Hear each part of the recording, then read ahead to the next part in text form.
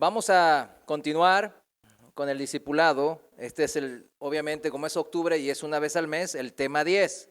La serie Verdaderos Discípulos de Jesús. Verdaderos Discípulos de Jesús. El tema 10 lo titulé Sígueme, sígueme. Así como suena. Sígueme. La última enseñanza del mes pasado, dijimos que como los discípulos del Señor, nosotros tenemos que renovarnos diariamente. Hoy el día está tristezón, medio lluvioso, nublado, pero nosotros espiritualmente nos vamos renovando, a pesar de las circunstancias o adversas, o el clima, o cosas que nos ocurran. Nosotros nos debemos de renovar diariamente, dice la palabra. No caer presas de la rutina. ¿Saben qué es la rutina, no? O sea, nomás vivir por vivir. Vivo por comer, como quien dice, ¿no? De hecho, hay un dicho popular allá por mis tierras que dice, no, pues vivo para comer. Es así sencillo. Yo digo, imagínense, como un animal, ¿verdad? Sin menospreciar al animal. Nomás vivir para comer. O sea, qué tremendo, ¿no? No debemos caer nosotros como hijos de Dios, como seres creados a su imagen y semejanza, en la rutina, nunca jamás. De un corazón rutinario. Acuérdense, la rutina no es siempre hacer lo mismo. Todos tenemos que ir a trabajar, hacer nuestras cosas, ir y volver. Tenemos una rutina diaria. Todos sabemos qué vamos a hacer si Dios permite al día siguiente y etcétera, etcétera. Pero el corazón rutinario es muy peligroso, porque nomás vive y deja pasar el tiempo y nomás pasan los días, como cualquier persona en el mundo. Eso habla de un corazón que no está cerca de Dios, y de eso se trata en lo que vamos a ver hoy. Tenemos que saber nosotros que nuestro corazón es de Dios y tiene que estar por eso cerca de su presencia. Por eso decimos que siempre nuevas son sus misericordias, todos los días, porque nos despertamos y damos gracia y gloria a Dios. Amén. Y entonces nosotros ahora, como es un discipulado para servidores, tenemos que hallar entonces esa frescura, y con eso nos quedamos la vez pasada, con la frescura en el servicio al Señor también. Ya no vivimos una vida rutinaria en el sentido en el corazón. No, siempre es lo mismo, hago esto, hago lo otro, y nos va llevando, va tomando el liderazgo la rutina misma en vez de nuestra vida espiritual. Pero nosotros encontramos, decimos, un corazón como no rutinario, sino apasionado por Dios. Por eso la frescura se debe de sentir en el servicio al Señor, sin importar qué circunstancias. Él es un Dios digno de que nosotros le sirvamos de todo nuestro corazón, como dice la palabra, no parte. Por eso la renovación que nos trae esta intensidad espiritual, por así llamarlo, es aquella que se basa, porque en algo se debe de basar. ¿En qué? En el entendimiento de la figura y persona de nuestro Señor Jesús. Citamos Colosenses capítulo 3, versículo 10. Se lo voy a leer en la traducción viviente, en la parte final, en Colosenses 3:10 dice, y se renovarán a medida que aprendan a conocer, ¿a quién? A su Creador, y se parezcan más a Él. Entonces, la Biblia nos está diciendo, la palabra de Dios nos dice cómo nos tenemos que renovar diariamente en nuestra vida espiritual y en nuestro servicio al Señor. ¿Cómo? Aprendiendo a conocer, ¿a quién? A Cristo, y pareciéndonos cada día más como Él es. Ese es el único camino que podemos decir, así yo me voy a renovar diariamente. ¿Hay días en que podemos estar deprimidos? Claro, porque las circunstancias a veces nos abruman. Pues recién justamente el hermano Abraham estaba tocando esa 2 Corintios 4, ¿no? O sea, increíble. Esa es la manera del cristiano. Nunca jamás las circunstancias nos pueden destruir. Nunca. Al contrario, eso nos van a dar renovar nuestras fuerzas como el águila, dice la palabra. Y en esa renovación nunca debemos de perder de vista la figura y persona de Cristo. Jamás. Por eso vinimos hoy aquí al discipulado, a conocerle más. A ver, para los que estuvieron y los que hicieron la tarea y los que no estuvieron, tuvieron que hacer la tarea y escuchado la enseñanza. ¿Qué dije al final que tenían que hacer como tarea? A ver, ni acuerdan, ¿verdad? Leer Efesios capítulo 4, versículo 22 al 32. Anótelo de vuelta si no lo hizo. Efesios 4, 22 y 32. A ver, ¿quién no lo hizo para pegarle un nopal con una espina? Efesios 4, 22 al 32, hasta el final de este capítulo 4, es muy importante para la vida del cristiano, todo el capítulo 4, pero me quiero centrar ahí. Y leímos los 3 primeros versículos, 22 al 24, y con eso terminamos la vez pasada. Vamos a leer de vuelta ese pasaje. Efesios 4, 22, en la Reina Valera contemporánea, lo voy a leer.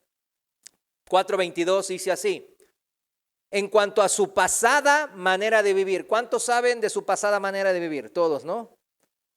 Despójense de su vieja naturaleza, la cual está corrompida por los deseos engañosos. Subraye, deseos engañosos.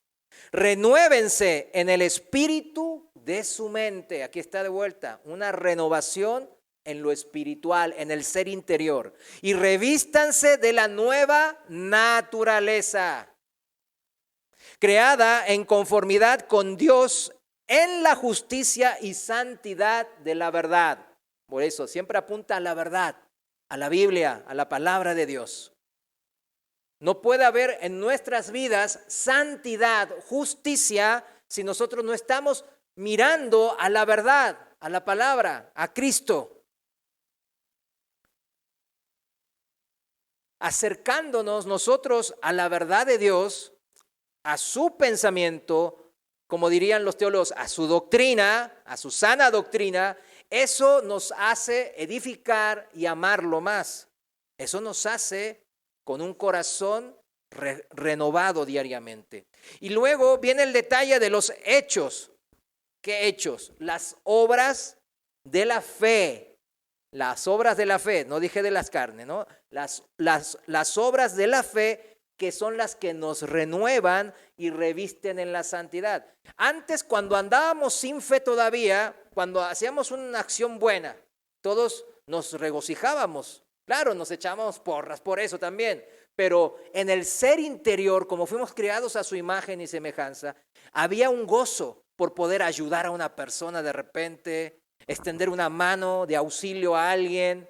Había cierta divinidad en ese acto, divinidad de justicia de Dios estoy hablando.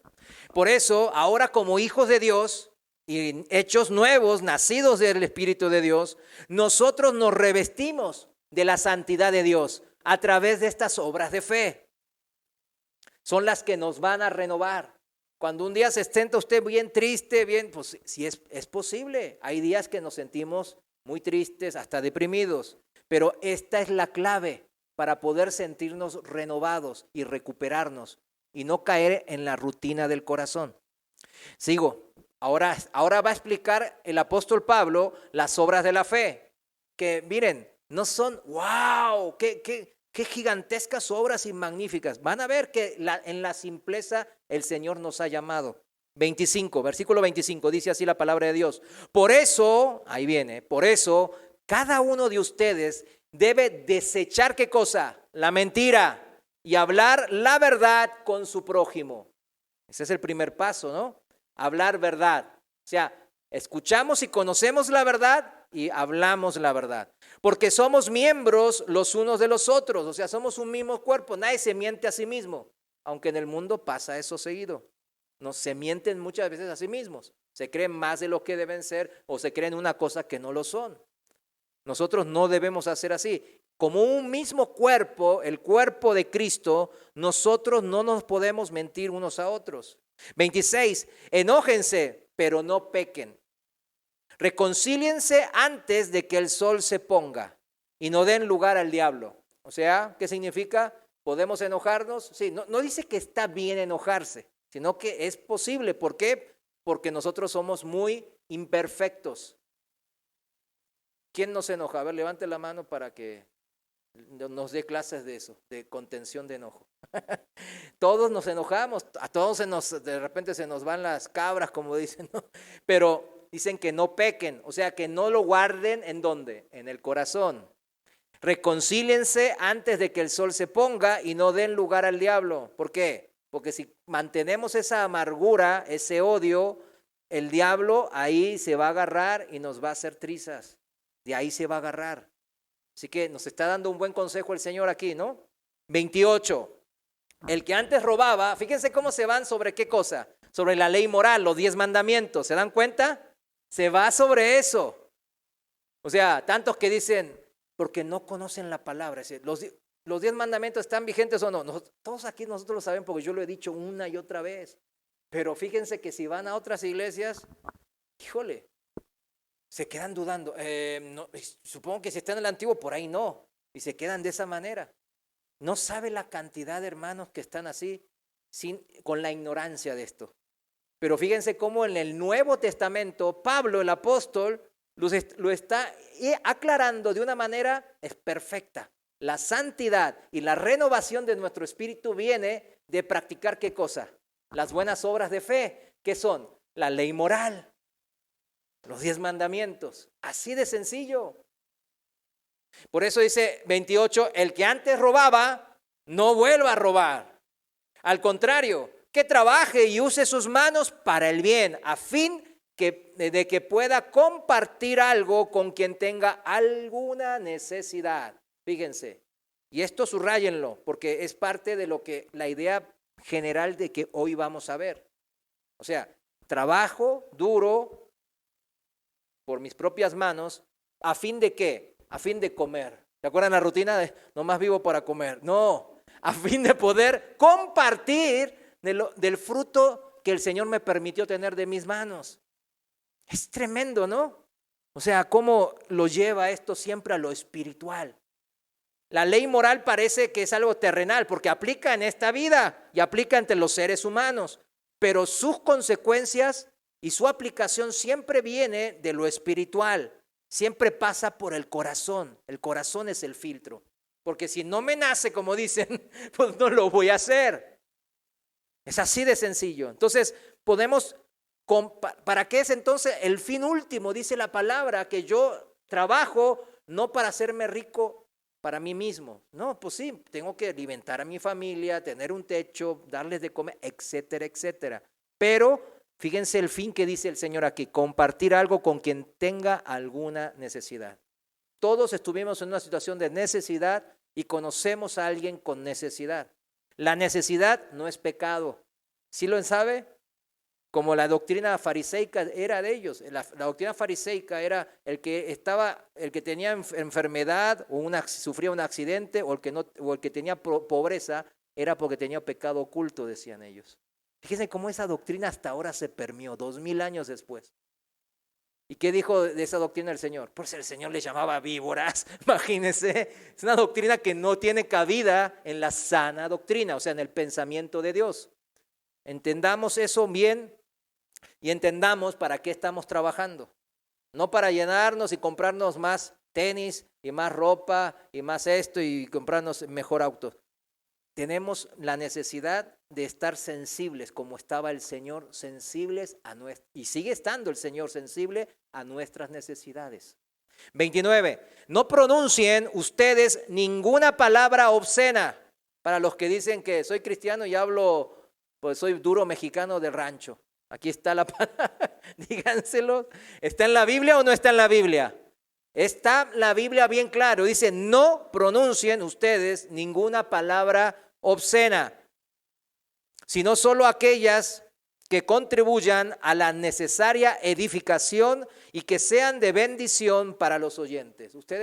Nosotros somos vehículos, medios ¿de qué? De bendición. Por eso siempre terminando o antes, aquí hermano Dago, hermano Abraham, siempre ¿qué decimos?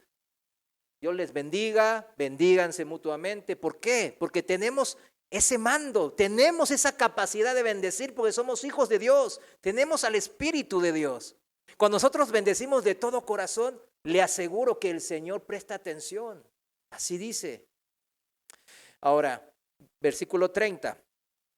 No entristezcan al Espíritu Santo de Dios, con el cual ustedes fueron sellados para el día de la redención. Y aquí, si quieren, los que anotan, pónganle una marca con 2 de Pedro capítulo 3, que después vamos a ver al final. Está la marca que tiene que ver con eso. ¿Por qué? La esperanza de las promesas del día de redención, del regreso de Cristo, de que Él renovará todas las cosas. Así como nosotros nos renueva diariamente a través de su palabra, también va a renovar todas las cosas naturales, dice el Señor. Todo va a ser renovado. ¿Para qué? Para gloria de su nombre y para el nuevo reino que va a hacer el Señor cuando Él vuelva. Entonces es importante nosotros que mientras nosotros estamos viendo las promesas, no entristezcamos al Espíritu Santo de Dios que mora ¿en dónde? En nuestros corazones. ¿Del corazón de quién? De todo lo que hemos creído. Ahí está. Yo sé que gente que apenas comienza en la carrera de la fe no entiende bien estos temas, pero es importante comenzar la oración y hablar a través del Espíritu Santo. Es importante porque el Espíritu Santo nos fue enviado literalmente, no esotéricamente, figurativamente, no. Literalmente tenemos al Espíritu Santo, a Dios mismo morando en nosotros. Tan importantes somos que nadie nos menosprecie. Aunque el mundo nos va a menospreciar, ciertamente, sí dice el Señor. Pero nosotros tenemos que entender que nosotros somos hijos de Dios y porque tenemos al Espíritu Santo. 31. Desechen. ¿Qué significa desechar? Tirar, sacarse uno de encima.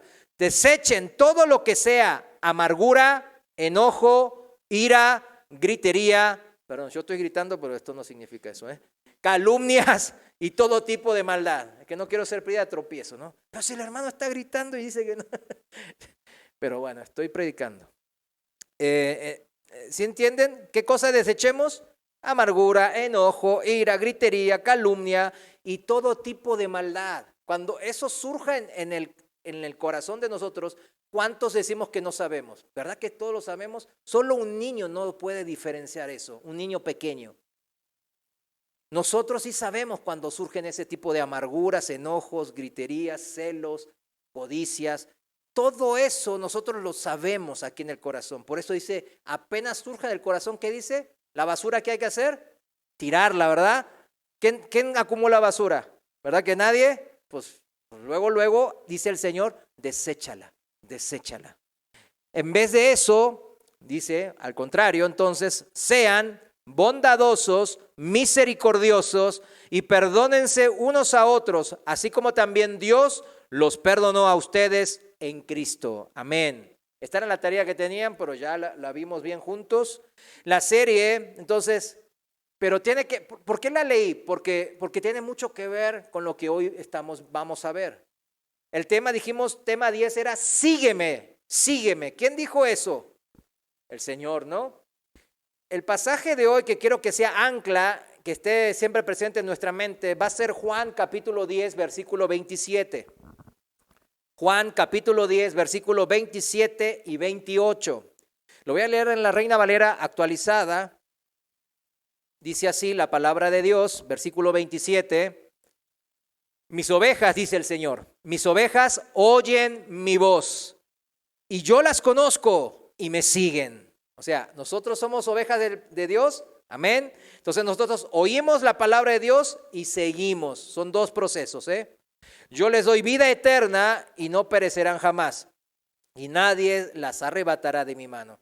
El Señor aquí nos dice, de mi parte, yo les voy a dar palabra de vida, para que ustedes oigan, porque nosotros dice, oyen mi voz. Entonces, hay de la otra parte, el emisor, ¿qué hace? Pues emitir la voz, a través de la Biblia, a través del Espíritu Santo, y nosotros tenemos que oírla. Él nos da la capacidad de que si nosotros permanecemos en nuestra fe, o sea, siguiendo al Señor, Él dice, yo les doy vida eterna, es una promesa, y no perecerán jamás, y nadie las arrebatará de mi mano. O sea, nos da protección y vida eterna. Eso significa, ese es el pacto. O sea, el Señor de su parte nos va a dar ¿qué? Nos va a dar palabra, nos va a dar protección y nos va a dar vida eterna. Y de nuestra parte tenemos que ser sensibles a la voz de Dios, oír su voz y seguirlo. Oír y seguir. Son instrucciones simples para ovejas simples como nosotros. ¿Qué significa entonces ser discípulo de Cristo? ¿Qué significa? Ser discípulo del Señor significa aprender de Él y permanecer cerca de Él. Aprender de Él y permanecer cerca de Él.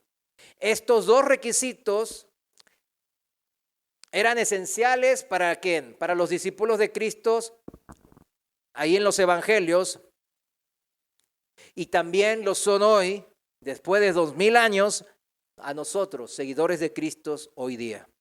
Cuando Cristo llamó a sus primeros discípulos, como el título del día de hoy dice, Él simplemente dijo una sola palabra. Bueno, dijo varias, pero dijo una como central: sígueme. Estos humildes pescadores respondieron haciendo ¿qué? Analizando qué significa eso, analizando, checando, midiendo la conveniencia. No, me voy a ir con mi familia a despedirme. No. Ellos inmediatamente dejaron todas sus carreras, todos sus trabajos, sus posesiones e incluso a sus familias para seguirle. Esa fue la reacción de estos discípulos. La respuesta fue inmediata, fue indubitativa, o sea, no dudaron. Directamente cuando el Señor les dijo, entendieron que debían de hacerlo. Y no fue solamente palabras, sí Señor, yo te voy a seguir, pero voy a hacer esto antes. No, como decían aquel fariseo, ¿verdad? Ay, pero déjame enterrar a mi padre, déjame hacer esto, déjame despedirme. No. Fue inmediatamente una acción. Si vamos a Mateo 4, 18 al 22, dice así la palabra, me voy a ir rápido. Mientras andaba junto al mar de Galilea, Jesús vio a dos hermanos, a Simón, que es llamado Pedro, y a su hermano Andrés. Estaban echando la red en el mar porque eran pescadores.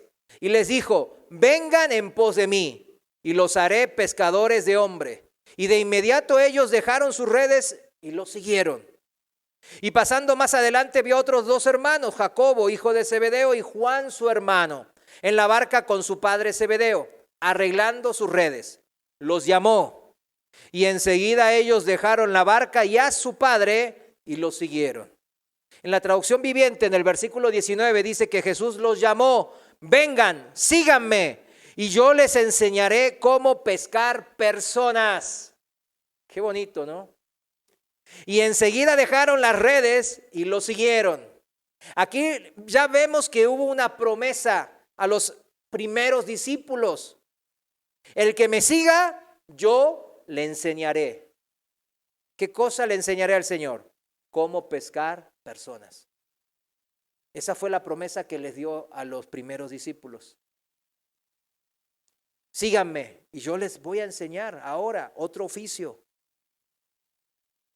¿Qué significa entonces que les iba a cambiar el oficio? Está claro que en este llamamiento de Jesús a sus primeros discípulos, ellos no entendieron bien el por qué o qué significaba específicamente que ahora los iba a hacer pescadores de hombres. Y al parecer esto todavía genera confusión, mis hermanos, entre los que fuimos llamados, o sea, nosotros los del pueblo de Dios. Este cambiar de oficio llama mucho la atención y genera malas interpretaciones. ¿Cómo usted lo interpreta, este cambiar de oficio? O sea, aplicado a nosotros. ¿Cómo sería eso? Aplicado a nosotros. No significa que todos ya debemos de ser evangelistas, misioneros, pastores, o ejercer liderazgo en las iglesias locales. No, eso no es el significado. Significa que el Señor nos cambia la prioridad en nuestras vidas. ¿Qué significa? Que el Señor nos cambia la prioridad en nuestras vidas. Lo que para nosotros antes tenía toda la importancia de nuestro mundo, que nos desvivíamos por esto y por lo otro, ¿no? ahora pasa a ser de segunda, de tercera importancia. Lo que para nosotros era lo más importante en nuestras vidas, usted lo sabe qué es. Ahí póngalo ahí. Ahora el Señor nos está diciendo, yo te voy a enseñar a acomodar todo eso en pos de lo que va a ser ahora tu nueva prioridad número 1, ser pescadores de personas. ¿Se dan cuenta que no está hablando tanto del oficio en sí secular que nosotros ejercemos, sino de la prioridad que hay en nuestro corazón? Acuérdense, el Señor siempre ve el ser interior, el corazón. A nosotros el predicar, el ser pescadores de personas, significa predicar el evangelio, claro, sembrar las semillas de vida de la palabra de Dios, regarlas, como dice también ahí Pablo a los Corintios. Pero ¿cómo se llama todo este proceso que está Pablo diciéndolo figurativamente con el tema del sembradío? ¿Cómo se llama? Salvar almas. Se trata de salvar almas. Salvar almas es nuestra prioridad número 1. Número 1. ¿Vieron que siempre hacemos un evento anual o veces al año? Pues vamos a un lugar y yo siempre que les digo, traigan a sus familiares que no vienen. Yo sé, no los podemos obligar, pero al que viene, que venga. O sea, les ponemos una carnada que es la carne, pero ellos van por la carne, como dicen, ¿no? Figurativa y literalmente. Pero nosotros vamos por lo espiritual. Cuando ellos se acercan por ello, nosotros nos acercamos, les damos una palabra de bendición, oramos por ellos, les decimos una palabra del evangelio, les preguntamos si tienen alguna duda, le aclaramos dudas, los bendecimos en el nombre de Jesús. De eso se trata. Nosotros somos, ¿qué? Salvavidas en lo espiritual. Si te puede ser que algunos, no muchos, sí son llamados también a cambiar de oficio, al ministerio. Y quiero dedicar un poco a ese tema del ministerio. En Efesios 4, ahí mismo en Efesios 4, en el versículo 11 al 13, habla de los 5 ministerios de liderazgos en las iglesias. En el 11, en la traducción viviente, dice así: ahora bien, Cristo dio los siguientes dones a la iglesia. Y está hablando de dones ministeriales. Los apóstoles, los profetas, los evangelistas, y los pastores y maestros. Dice que ellos tienen la responsabilidad, y subraye responsabilidad, de preparar al pueblo de Dios para que lleve a cabo la obra de Dios. O sea, ¿la obra de quién? De Dios. Y edifique la iglesia, es decir, el cuerpo de Cristo. Ese proceso continuará hasta que todos alcancemos tal unidad en nuestra fe y conocimiento de ¿quién? Del Hijo de Dios, que seamos maduros en el Señor, es decir, hasta que lleguemos a la plena y completa medida de Cristo. Ese es el objetivo. Mi objetivo entonces, ¿qué es? No es aumentar a 500 personas. No, si el Señor lo permite, tenemos que cambiar lugar. A mí no me interesa eso. Me interesa que los que estemos aquí, todos seamos edificados en la palabra de Dios. Eso es lo más importante. ¿Por qué? Porque lo dice la palabra de Dios. Como hombres podemos poner muchas prioridades, pero la prioridad el Señor la marca. Y Él bien dice, alcanzar la unidad en nuestra fe y el conocimiento del Hijo de Dios. Nosotros, como ministros, los que son ministros y tienen puestos de maestros, tienen la responsabilidad de preparar a este pueblo de Dios. O sea, este proceso de aprendizaje que habla aquí en el versículo 13 va a continuar hasta que Cristo vuelva, significa. O sea, hasta que Cristo vuelva vamos a seguir aprendiendo, o si me voy antes con el Señor, me voy, pero la iglesia en sí hasta que Cristo vuelva. Estos que fueron llamados al ministerio, y quiero centrarme un poquito en este tema, no es para que, bueno, sí, si hay alguien que es llamado, que sepa, pero los que igual no son llamados al ministerio, también tienen que saber discernir. Porque a todos nos pasa que tenemos que mudarnos, irnos a un lado, a otra ciudad, entonces congregarnos. Entonces, ¿cómo usted discierne si la persona que está parada en el púlpito es un siervo de Dios o es un falso? Es importantísimo por eso de saber esto del ministerio del liderazgo, que se debe de ejercer como ¿quién? Como Cristo ejerció su ministerio. Porque, fíjense el problema, si no fuese la persona que está, el maestro, el pastor, el profeta, llámelo como se llame, que no, en verdad no es llamado, y ellos mismos se erigen como apóstoles, evangelistas, profetas y pastores, la Biblia nos dice bien claramente que son estos autollamados profetas, maestros y pastores. ¿Cómo la Biblia los denomina a estos autollamados? Falsos maestros. Y hay todo un capítulo y hay varios capítulos, pero vamos a ver rápido.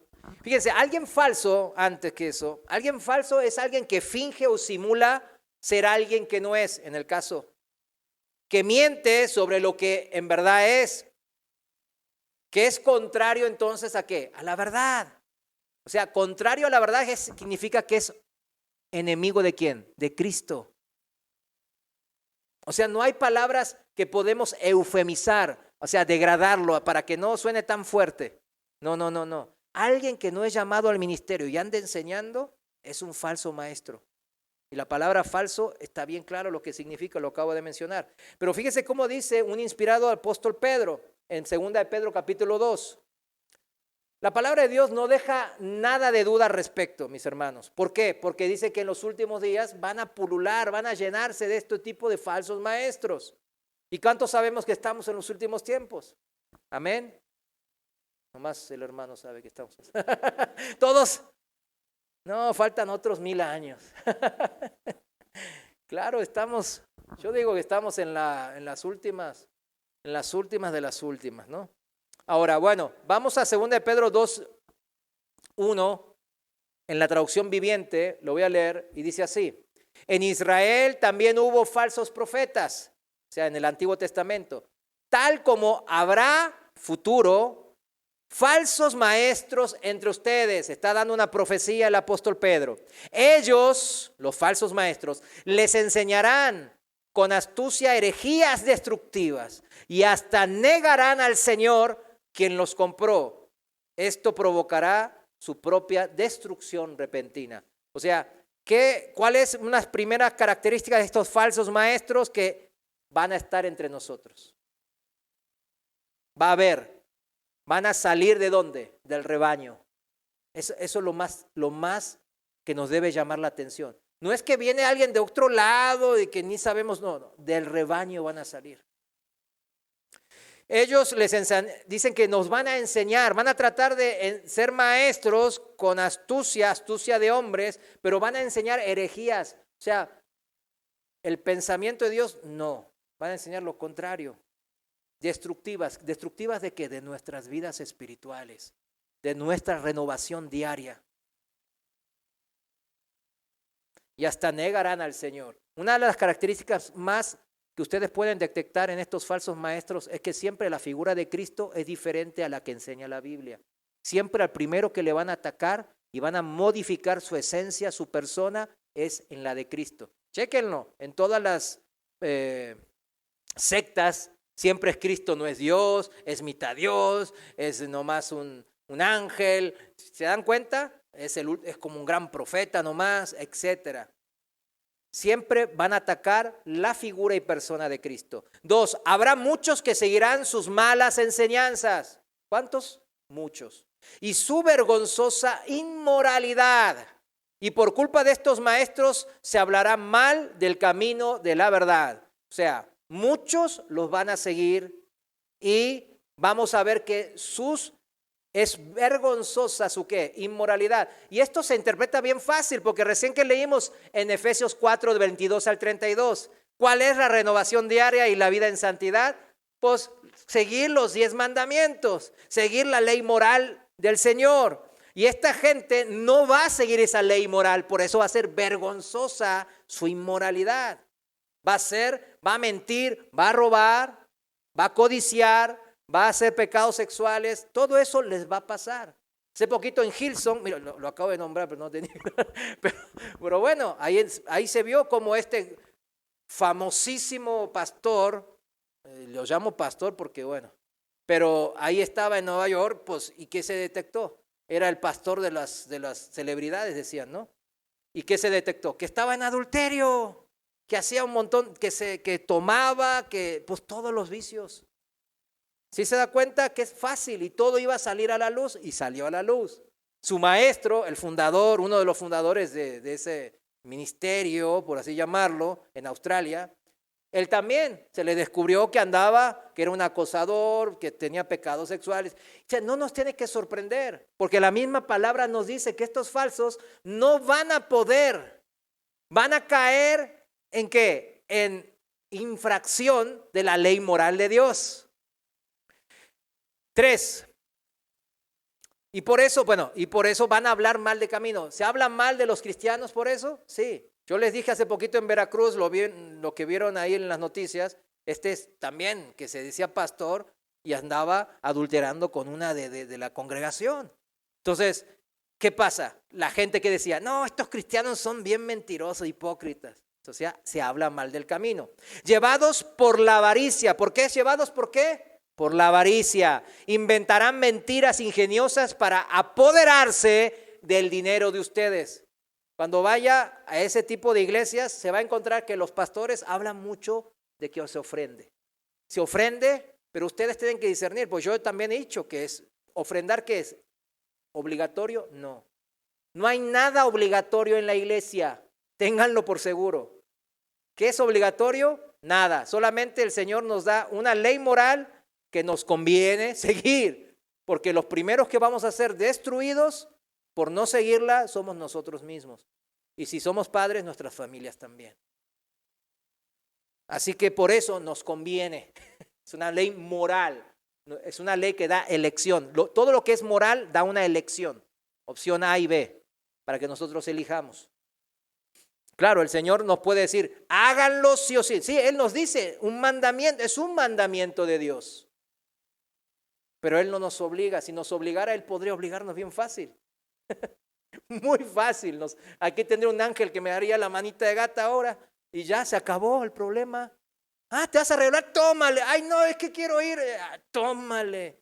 Y ya, se me quita lo rebelde. Bueno, no se me quita, sino que no, ni modo, no puedo elegir la rebeldía. Sí, pero ¿vieron cómo no actúa así? Cuando ustedes vayan a una iglesia y vean que el pastor está todo el tiempo, dale con la ofrenda, y que esto, y que necesita un carro, y no sé, Dios me dijo que un hermano tenía cierto vehículo que me gusta, modelo tal, y el hermano, y así son, la avaricia los guía, son llevados, ¿por qué? Por la avaricia, dice la palabra. Pero miren, pero Dios los condenó desde hace mucho, y su destrucción no tardará en llegar. Esos falsos maestros son como animales irracionales. Miren cómo le llama el Señor. Que viven por instinto. ¿Cómo viven los animales? Por instinto. Y nacen para ser atrapados y destruidos. El animal más grande es el carnívoro, se come al otro y así son. Así es la ley de la selva, de la jungla, como dicen, ¿no? Se burlan de lo que no entienden e igual que animales serán destruidos.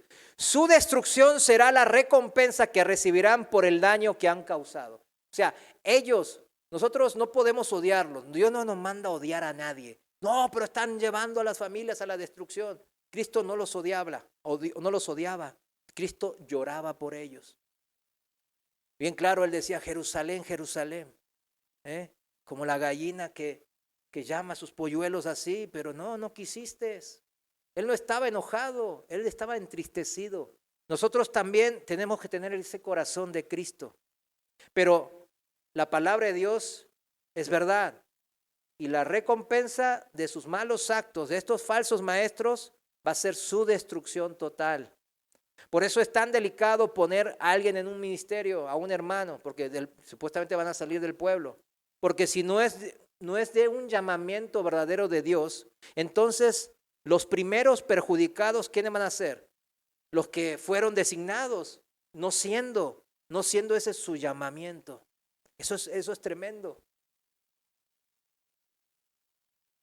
A ellos les encanta entregarse a los placeres. Miren, sigue esto, a los placeres perversos a plena luz del día, o sea, ya sin vergüenzas.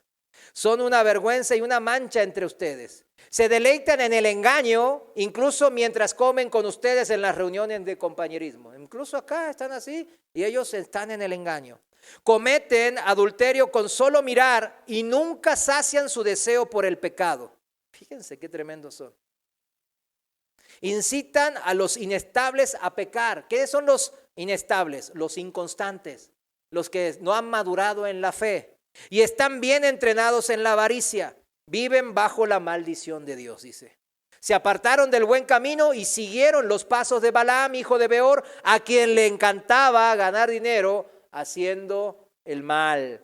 Recordemos que aquí está hablando de los que ya están ejerciendo de falsos maestros.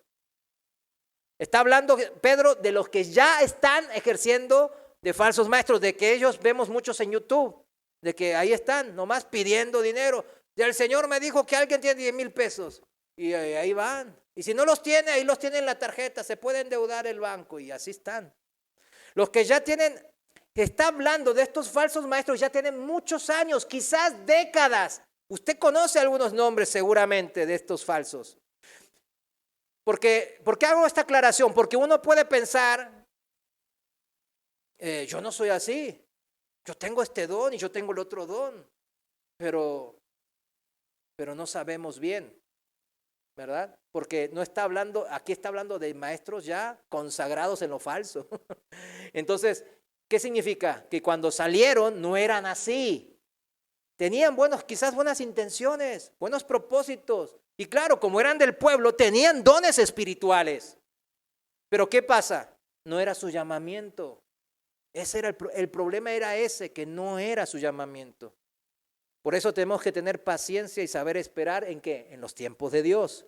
Porque aunque ahora esta descripción de los falsos maestros no cuadre con nuestra situación actual y no seamos tan perversos y mentirosos y depravados, pero si viene un llamado que no es para mí y yo lo tomo, el mal que mora en mí, ¿el mal en dónde mora? En mí, dice la palabra, terminará ganándome y dominándome en mi vida espiritual. Y terminaremos como justamente Pedro dice, el perro volvió a su vómito, pero terminaremos como ahora acaban de describir a los falsos maestros. Qué tremendo, ¿no? Todos conocemos el caso aquí de que era amigo del pastor Chuy, ¿no? Que está ahí en el otro lado, que tiene muchos discos y ganó un Grammy y todo ese tema, ¿no? Todos conocemos ese caso. Empezó bien y terminó mal. Que no era su llamamiento, quizás nomás era un llamamiento de ser ministro de alabanza, pero se fue a otro llamamiento y aquí pasó esto. Por eso digo, hay que tener prudencia. Y sigue la descripción de los falsos maestros en el 17, en el 18. Fíjense, sus pasiones humanas, el libertinaje de su corazón, la rebeldía, puede más, les gana. Como dijimos, les gana el mal que mora ¿en dónde? En ellos mismos. Yo les aseguro que el ministerio es, el ataque espiritual es grande y viene por todos lados. Así que yo la verdad, yo nunca quise hacer esto y nunca lo recomiendo. Solamente digo, si el Señor sí le llamó, pues sí, que ore y que lo ponga bien. ¿Por qué? Porque el Señor mismo nos está diciendo cómo terminan. Se llevan consigo a todos los neófitos, a los que andan apenas comenzando, y en vez de apartarse de las obras del mal, los dejan en las obras ahí de la carne. Dice en el versículo 19, prometen libertad. Pero ¿quién da libertad solamente? El Señor, ¿verdad? Prometen libertad, pero ellos mismos son esclavos del pecado y de la corrupción, porque uno es esclavo de aquello que lo controla. En otras versiones dice, uno es esclavo de aquello a lo cual obedece. A lo que usted obedece, usted es esclavo o está sujeto a. Significa esclavo, no es solamente esclavitud de la esclavitud que vemos de la antigüedad, sino estar sujeto a. Usted obedece a alguien que usted se sujeta a. Por ejemplo, en el trabajo, a mi jefe yo tengo que obedecerlo. Entonces, yo estoy sujeto a mi jefe, significa. En la escuela estoy sujeto al maestro. Tengo que obedecer. Y en la vida eternal, en nuestra vida que ya empezamos por fe, somos sujetos a Cristo. Y Él nos da la libertad. Aquí, mis hermanos, entendemos bien claro la diferencia. Es una tremenda diferencia. Cuando la gente dice la palabra, y con esto no quería citar esto, pero bueno, versículo 20. Cuando la gente escapa de la maldad del mundo por medio de conocer a nuestro Señor y Salvador Jesucristo, pero luego se enreda y vuelve a quedar esclavizado por el pecado, termina peor que antes. Esa es la constancia de los falsos maestros, porque empezaron en el pueblo y ahora se enredaron de vuelta con las cosas del mundo, siendo ellos maestros, siendo ellos conocedores de la palabra. Entonces dice la palabra que terminan peor que antes, porque con conocimiento y conciencia volvieron a las obras de la carne. Qué tremenda advertencia, es para todos nosotros, mis hermanos. Para mí, como principal, yo me la tomo para mí primeramente. Y especialmente a los que aspiran a un ministerio de liderazgo en la iglesia. Y a los que estamos ejerciendo, claro, a todos. Es el mismo Señor hablando por medio del apóstol Pablo, aquí en todo este capítulo, que si van a ejercer mi ministerio, el que yo ejercí en la tierra, ahí el que está explicado en los evangelios, más les vale que lo hagan bien. Así nos está diciendo. Más les vale, porque les va a ir en feria si no. Claro, para los que estamos en el ministerio, dice 1 de Timoteo 5:17, algo que siempre da confort a lo que estamos, porque estamos padeciendo mucho ataque, etcétera. Y dice en la Reina Valera Contemporánea, el versículo 17 dice: los ancianos, significa los líderes, que gobiernan bien, o sea, que hablan la palabra de Dios y enseñan y edifican al pueblo de Dios, deben considerarse dignos de doble honor, y mayormente los que se dedican a predicar y a enseñar. Esta es la manera del gobierno, porque es tan importante, el Señor lo está poniendo por escrito, que es importante. Por eso los falsos maestros caen en tanta destrucción. Volviendo entonces a Mateo 4:19, dijo el Señor ahí: vengan, síganme y yo les enseñaré cómo pescar personas. Dijimos que no significaba que todos debemos ir al ministerio de la palabra. No significaba eso, sino que nuestras prioridades en la vida deben de cambiar. Por eso arrepentimiento significaba metanovo, dar la media vuelta y dar a otro rumbo diferente. Por eso cambiar drásticamente, dramáticamente, porque todo ahora gira y girará en torno a salvar almas para el reino de nuestro Señor Jesucristo.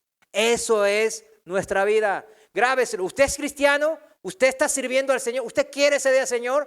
Esta es la esencia. Si está ahí en el ministerio de maestros, con niños, en la escuela, en la iglesia infantil, usted está salvando almas. ¿Cuánta gente me conozco? Yo soy parte de eso, porque yo también fui a la infantil. Y ahí pues se enseña lo básico. Y aunque uno vaya a malas doctrinas, les enseñan la vida de Abraham, les enseñan la vida de José, de David, de Salomón. Y uno aprende las bases de la fe, las bases de los campeones de la fe. Y esa gente después se desvía, pero siempre hay como algo que nos ata, porque lo vimos en algún lado, quedó archivado. Y el Señor lo va sacando en nuestras vidas. Estamos siempre sirviendo al Señor para justamente lo que Él hizo, salvó almas. Nosotros salvamos almas también, por medio del poder de Jesucristo. Si trabajamos en una empresa, en cualquiera de la que usted trabaja o por cuenta propia, usted ahí va a ser luz. Ahí va a predicar el evangelio primeramente con su ejemplo, con su testimonio en su vida, como lo leímos en Efesios 4, 22 al 32. Y luego, claro, con la palabra de Dios. No es al revés. Podemos predicar lo que sea de la palabra de Dios, saber de memoria como hacían los escribas y fariseos, pero ellos, nadie les creían, porque sus discípulos, sus familias veían su vida y decían, no, pues, ¿qué sirve? Si es un malandro es un hipócrita, si después anda con las mujeres allá o después anda nomás viendo por el dinero. No, es primeramente con el ejemplo por delante, aquí. Es más, puede usted no decir nada y nomás con el mismo ejemplo que da. Alguien le va a preguntar, oye, ¿por qué eso es así diferente? Alguien le va a preguntar. Y usted sabe qué le va a decir, porque soy cristiano. Un pasaje paralelo de aquí Mateo 4 es Lucas 5, capítulo 5, versículo 1 al 11. No lo voy a leer, pero fíjese, es el pasaje paralelo a Mateo. Y usa aquí el Señor la frase, lo abandonaron todo. ¿Quiénes? Los discípulos. ¿Cuándo? Cuando comenzó este nuevo viaje con Jesús. Ellos no se cargaron cosas, híjole, para el camino. ¿Qué es lo que normalmente haríamos? No, ellos dicen que lo abandonaron todo. La palabra abandonar significa literalmente que le dieron la espalda a sus vidas anteriores. Eso significa. Implica una elección y un compromiso. No es solamente la elección, porque muchos eligen ser cristianos, pero viven como diablos. Implica entonces una elección y un compromiso. Las dos cosas. Para ellos, los discípulos, no era solo un proyecto a tiempo parcial, part-time, como dicen ahora, ¿no? En el que podían cambiar de opinión en unos días y volver a su profesión de pescadores. No, dejaron todo y al hacerlo prometieron completar el curso, terminar esta nueva tarea. Eso es lo que prometieron. Al aceptar seguir a Jesús, consintieron ellos, aceptaron en ser sus estudiantes, sus aprendices en el método judío de la escuela rabínica que había en esos tiempos del discipulado, que era muy tremenda. Por eso decía el apóstol Pablo que él se crió espiritualmente, aprendió bajo los pies de Gamaliel, que era uno de los maestros más tremendos de esa época. Entonces él lo resalta porque él les daba con toda la disciplina, les mandaba un montón de tareas. No, los que estudian no les gustan las tareas, ¿verdad? ¿No? El otro día Darío estaba, que me dieron una tarea y andaba ahí y después vi que era dibujar una cara. Digo, no hombre, voy a batallar un montón con este chamaco, Si por escribir una cara, o sea, se estaba estresando, imagínense, no. Pero a Anael le gusta. Yo me acuerdo en la universidad me decían, como era una universidad pública, los profesores a veces venían, a veces no. Y cuando venían decían, miren, como andamos retrasados, porque él no vino, y decían, aquí tienen 2 libros que les voy a leer. Y nos daban 2 libros así. Léanlo, en 2 semanas nos vemos. Y en 2 semanas los 2 libros así. Y nosotros todos leyendo los libros, nos juntábamos entre nosotros estaba bien, generaba debate y nos hacía pensar. Y después en 2 semanas, él nos decía las preguntas y cosas así, y después eso nos daba las claves de lo que va a tomar en el examen, ¿no? Pero a nadie nos gustan las tareas. Pero en la escuela rabínica de esos tiempos de Jesús, era un discipulado tremendo. No era como ahora, una vez al mes nos vemos, estamos aquí un tantito, adoramos al Señor, nos sentimos bonito y ya, se acabó. No, era algo constante de todos los días. Los traían, era como su padre adoptivo, el rabino. Su padre, ya después de los 13 perdía, los agarraban y como que los adoptaban y a darle duro. Y les daban durísimo, los entrenaban en todos los aspectos de la vida. Entonces, cuando ellos dijeron a Jesús sí, es que ellos aceptaban le dijeron, ¿cómo le llamaban a Jesús? Rabí. Entonces estaban aceptando todo lo duro que iban a ver. Ahora, entendieron eso bien, lo reconocieron como maestro, como su líder, como rabí. Y asumieron el compromiso de ser sus discípulos. Amén. Pero no entendieron el por qué Jesús les dijo, ¿qué cosa? Les voy a cambiar el oficio, los voy a hacer pescadores de hombres. Eso es lo que ellos nunca entendieron hasta que Jesús resucitó de los muertos. Bueno, rápido, ¿qué significa entonces seguir a Jesús? ¿Qué significa seguir? Porque Jesús dijo, sígueme. Es interesante notar que la primera directiva, o sea, instrucción o dirección que Jesús le dijo a su discípulo Pedro fue, sígueme. Lo leímos en Mateo 4:19. Y lo último que Jesús le dijo de vuelta a Pedro también fue, sígueme. Fue lo último que le dijo en su ministerio terrenal. En Juan capítulo 21, versículo 22. Sígueme. Aunque estos dos mandatos parecen idénticos en el español, en realidad son bastante diferentes, mis hermanos. Cristo usó dos frases distintas intencionalmente y Pedro ciertamente terminó entendiendo la profunda distinción entre estas dos frases. El primer mandato de Cristo, sígueme, en Mateo 4:19, fue contundente, fue muy persuasivo, fue imperativo.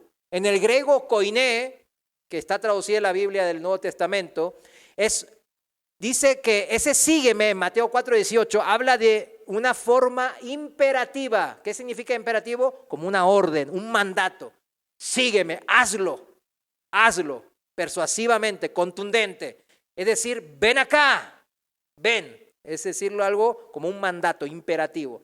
Pedro y los demás pescadores entendieron lo que Jesús les quería decir ahí en Mateo 4. El Señor estaba dirigiéndose a ellos de una manera formal, como rabí, y poderosamente a Pedro y a los demás para convertirse en sus aprendices.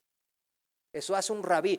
Y Jesús era el rabí que era el rabí más famoso. ¿Por qué? Porque estaba ganando mucha fama. Bueno, apenas comenzaba en Mateo 4, ¿no? Pero ya había hecho algunos milagros y la gente lo veía. Oh, cuidado, este no es cualquiera. ¿Será un nuevo profeta? ¿Será el nuevo profeta que estábamos esperando? Etcétera, etcétera. Entonces, cuando ese rabí poderoso y joven les decía, sígueme, ellos entendieron ese mandato, ese imperativo contundente que Jesús les dijo. Quizás, y lo más probable, claro, que no entendieron por qué serían discípulos de Jesús. ¿Por qué? Porque ellos esperaban un gobierno al estilo de los macabeos. ¿Recuerdan en el Antiguo Testamento? Judá Macabeo, que ellos se pelearon con los del Imperio Seleucico y ganaron ciertas batallas y por la fuerza, ¿no? Empezaron a crear ese imperio asmoneo, ¿no? Pero ellos esos esperaban, que así como hicieron los macabeos, que ahora Jesús liberara del yugo y del dominio extranjero a todo Israel. O sea, ahora en este caso no eran los seleucicos, sino los romanos. Eso estaban esperando. O sea, ¿entendieron el llamado imperativo? Sí, yo voy a ser tu discípulo, pero no entendieron qué tipo de maestro era Jesús. Y en verdad, Cristo los había escogido para que aprendan ¿a qué? A liberarse. Eso era verdad. Hasta ahí estaban bien. A liberarse del yugo, sí, del dominio ¿de qué? Del mal que mora en nosotros, en ellos, el pecado. Eso es lo que se estaba enseñando Cristo en su ministerio terrenal. Pero para Cristo bastaba con entender lo básico. Ya entendieron lo básico, me van a seguir, dejaron todo inmediatamente, así que ya con eso está bien. Empieza el discipulado, yo como rabino y ellos van a ser mis aprendices. Al dejar atrás su pasado, los discípulos, estos 4 discípulos, se comprometieron entonces a dejar todo y ahora a centrar su vida, a cambiar su prioridad, a aprender de Jesús. Lo reconocieron como maestro, como un rabino, y estuvieron ellos dispuestos a dedicarse a convertirse en sus alumnos oficiales. En cierto sentido, Cristo estaba diciendo, quiero que aprendas de mí, aprende de mí. Yo voy a ser tu rabino, pero tú vas a centrar tu vida en mí, vas a aprender. Pero la última directiva del Señor a Pedro, ya después de resucitar, parecía más bien una petición o una súplica. Ese sígueme que le dijo a Pedro en Juan 21, en el último capítulo de Juan. Ya eso no era un imperativo, que era una petición y una súplica. Jesús acaba de terminar una conversación importante con este ex pescador tempestuoso. Era Pedro tempestuoso, ¿verdad? Era de carácter débil, porque luego se prendía, luego decía que podía hacer cosas que después no le salían o no podía. Ese era Pedro. ¿Cuántos nos identificamos con Pedro? La verdad que sí, yo me identifico muchas veces con este Pedro. En este Pedro tempestuoso, entonces Cristo estaba conversando con él.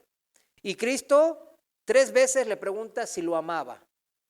Y vayamos a Juan capítulo 21, desde el versículo 15. En el versículo 15 dice, en la Reina Valera actualizada, dice así, Juan 21, 15.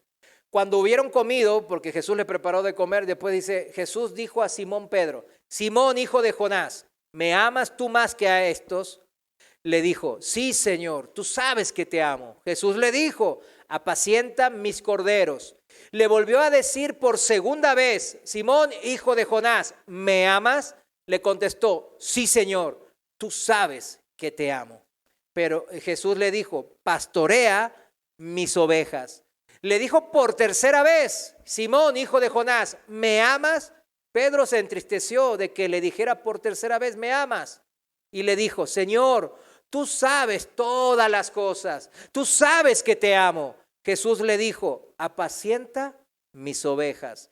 De cierto te digo que cuando eras más joven, tú te ceñías e ibas a donde querías, pero cuando seas viejo extenderás las manos y te ceñirá otro y te llevará a donde no quieras. Esto dijo señalando con qué muerte Pedro había de glorificar a Dios.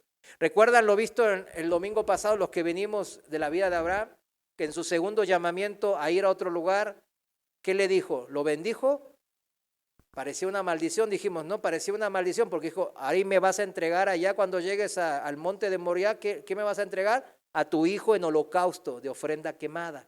O sea, vas a hacer pedacitos a tu hijo y lo vas a quemar para mí, para mi gloria. O sea, yo dije, entonces eso es lo mismo aquí. ¿Qué le está diciendo a Pedro? Tú vas a ser líder, vas a ser pastor de mis ovejas y te voy a dar una profecía por eso.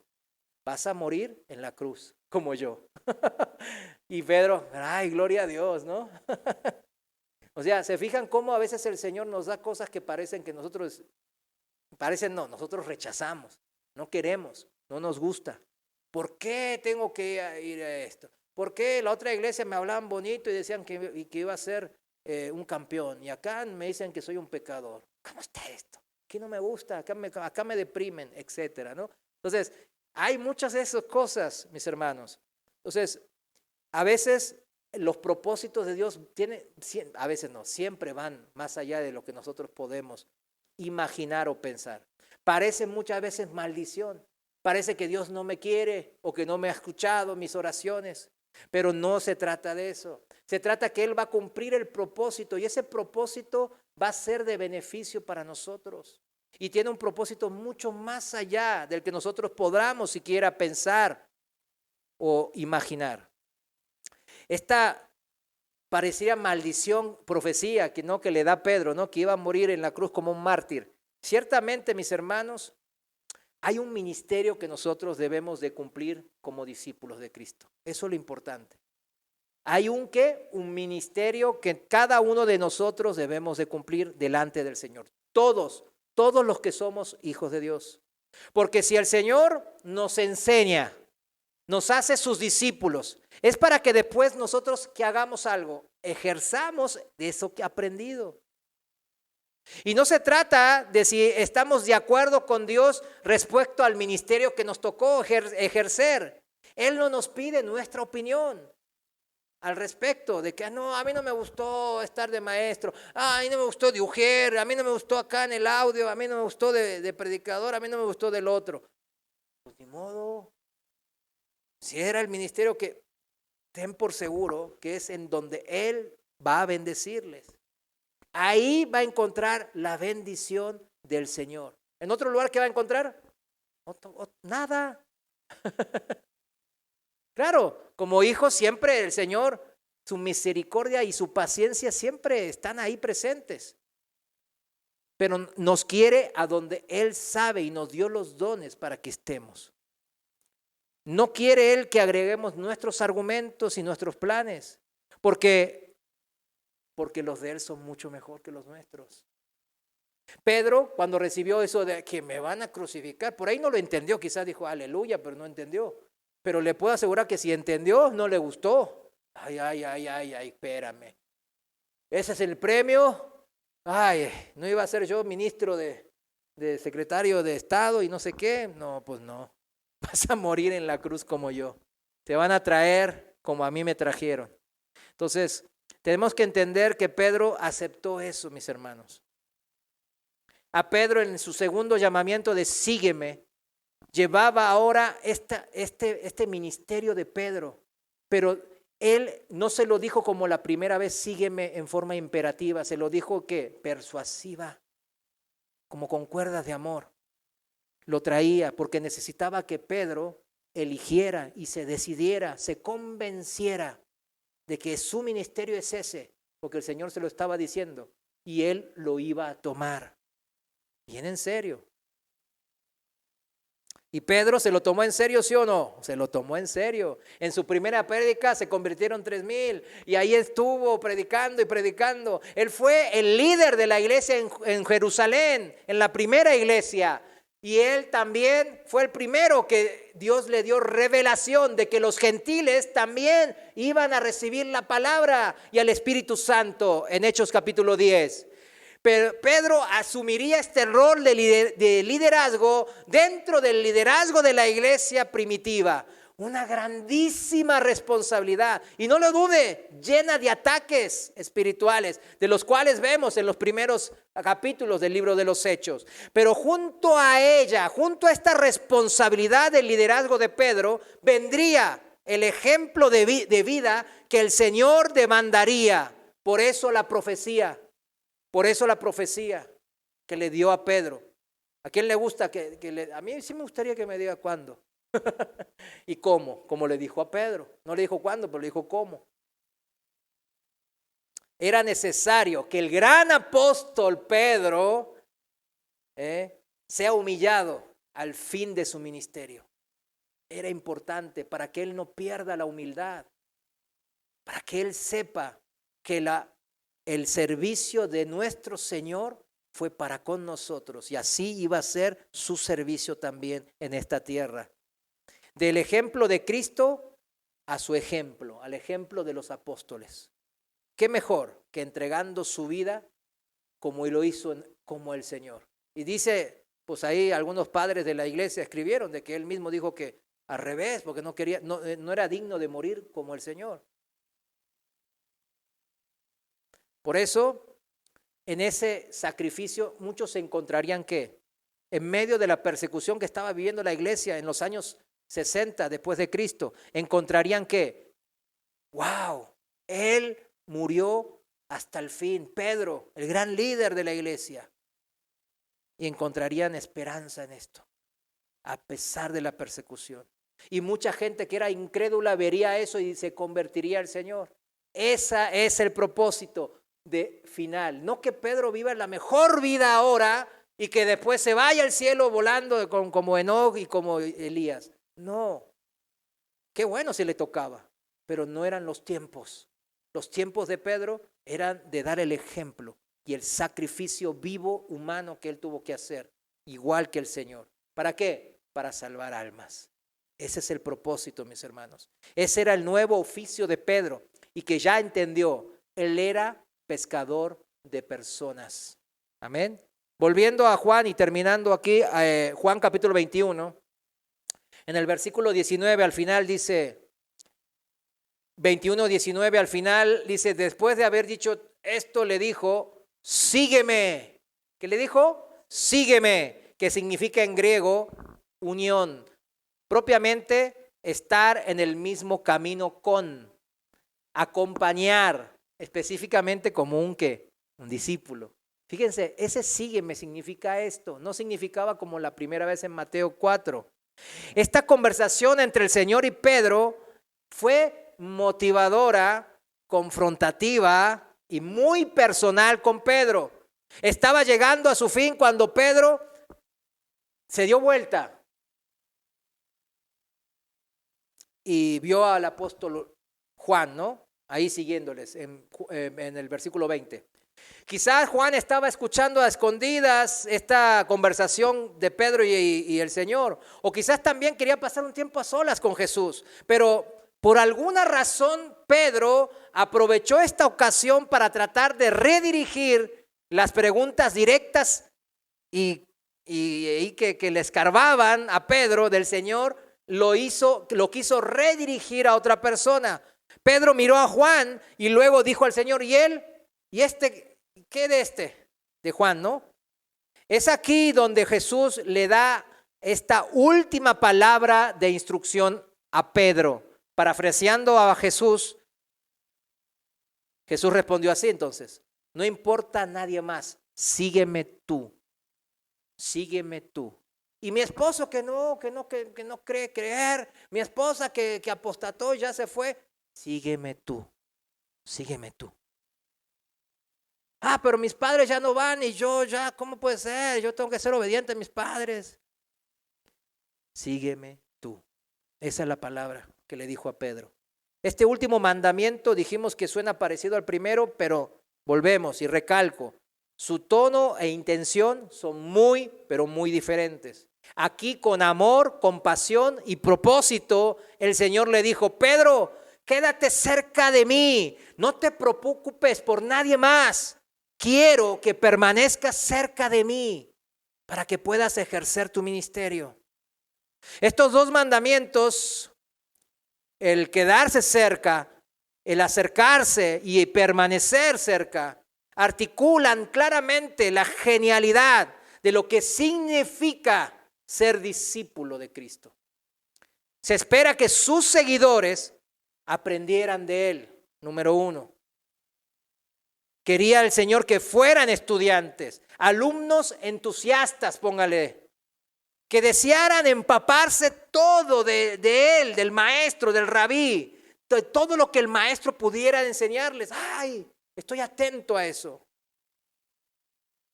Pero no todo se trataba de conocimiento, no todo.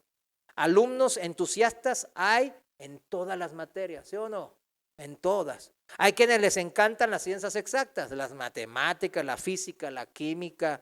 A otros les gustan las ciencias sociales, la historia, la filosofía, las leyes, yo qué sé. Hay de todo, hay de todas las variedades. El Señor nos está diciendo que no todo se trata del conocimiento. El Señor también quería que permanecieran cerca de Él para aprender, ¿qué cosa? Siguiendo su ejemplo. O sea, aprendemos siguiendo su ejemplo, en un continuo, en un verbo continuo. Cuando estamos aprendiendo sin seguir su ejemplo, ¿qué pasa?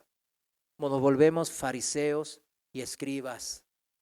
Puro conocimiento, conocimiento, conocimiento. Ay, yo me sé dónde murió Abraham. Yo sé que esto y lo otro. Ay, ¿y cuántas son las tribus? Y que el hermano, ¿quiénes son? Ay, Rubén viene primero. Y así. En las otras iglesias así eran. Nomás nos tomaban los exámenes y ¿dónde fue el lugar? ¿Qué significa esto? Pues que está bien. Pero ¿qué dice aquí el Señor? Que aprendan siguiendo su ejemplo. Recuerden, ese sígueme, ¿qué significa en el griego? Dijimos, acompañando al maestro. Acompáñame. Cristo quería que sus discípulos se sintieran motivados por su amor a Él, para seguir su modelo y modelarse según Cristo. No todo es conocimiento como los fariseos y escribas.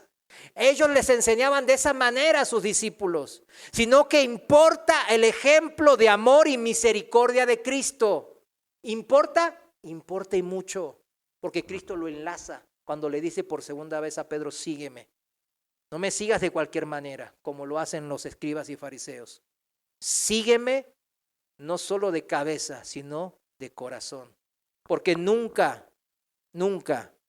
olvidemos por qué murió Cristo por nosotros cuando aún nosotros éramos rebeldes y enemigos a sus verdades.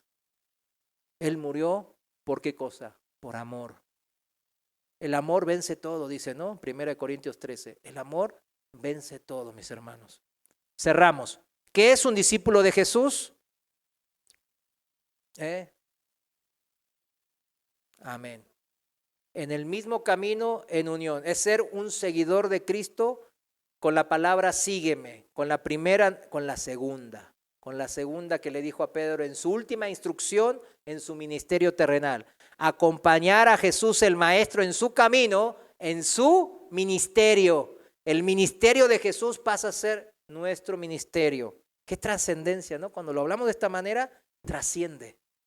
Estoy haciendo lo mismo que Jesús hacía, que el apóstol Pedro y Juan y Pablo hacían. Eso es lo que nosotros somos llamados a hacer en diferentes áreas.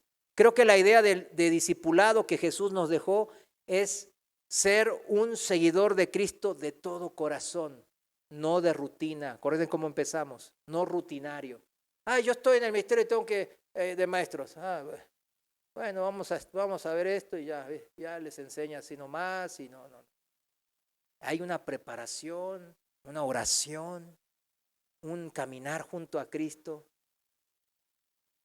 Crecemos en la gracia y el conocimiento de Cristo mediante la renovación de nuestra mente, como dijimos al principio. Tenemos un nuevo corazón, el Señor nos da un nuevo corazón con nuevos propósitos, con nuevos deseos y nuevos anhelos. Tenemos al Espíritu Santo dentro de nosotros y por la gracia de Dios, Él nos da dando revelación. Eso nos renueva. Amén. Ya no me queda tiempo, esto lo vamos a tener que ver después, pero les voy a dejar otra tarea. A ver si ya está. Segunda de Pedro, capítulo 3, todo el capítulo. No se estrese si es todo el capítulo, es corto. Y es uno de los capítulos muy importantes, más ahora que estamos en los últimos tiempos, porque justamente habla de la decepción de los falsos maestros de los últimos tiempos. Segunda de Pedro, capítulo 3, todo el capítulo.